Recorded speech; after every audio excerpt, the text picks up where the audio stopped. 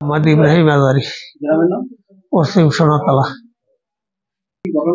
ঘটনা হয়েছে কালকে বিকেলে আমি ডাক দিয়েছি গরু বানতে যাই, তা আমার লাগে আরো 4-5 জন মানুষ আছে। ডাক দিয়েছি ঘর, তারপর ও ধান দাইছে আর ওই পাতা কাটে ওই কাটে আর কি রহিম বাগের সাথে। তারপর আমি কই বেড়া তুই এখানে বাড়ি যা, ওই সেই রহিম বাগের যে বাড়ি যা যাইয়া তারপর তুই ওই এই পাতা পুতা আর কাটিস না, তুই আইসো কারুকে যাইতে, এই কারু কেঞ্জাল ভালো না। ওই সুবার খালের ওপর উঠে কই রাখ, তুই আমার মারছো, তোরে আজ দেখতে ছাড়বো। এই যাইয়া ওই হারুন মাঝি, আলম, ওই হেরা মিশিং চালাই হাগো দেয় এটা ইয়া, হ্যাঁ আমারে মারছে কইতে কইতে গেছে।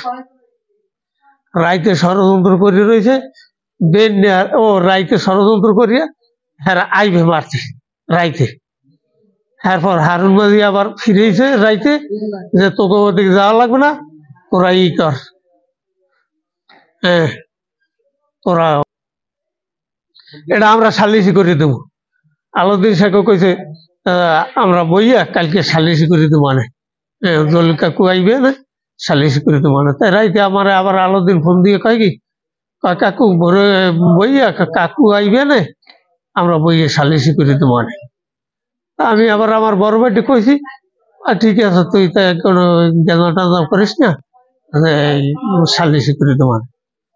তাই সকালে 7টা, 7:30, 8টার দিকে মনে হয় আইসো, আইয়া ওই আমার পুত্রাতে ফোন দিয়েছে, তোর বাইরে ফোন দিয়ে আন, দেহি নিজস্ব মানুষ আর দেহি আমরা বইয়ে কি করতারি।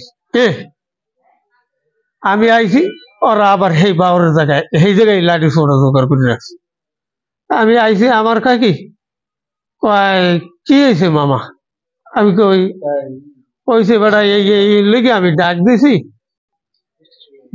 ওই প্রথম রুবেল বাগা ধরছে, এরপর ধরছে মিলন, এরপর ধরছে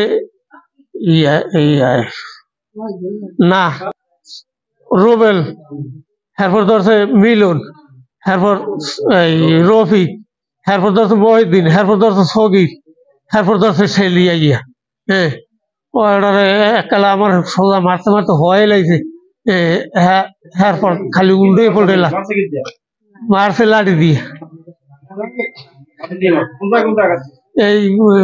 এই ঠেঙে এই পাড়া আঘাত করছে আর এই নাক আর এই সিনে।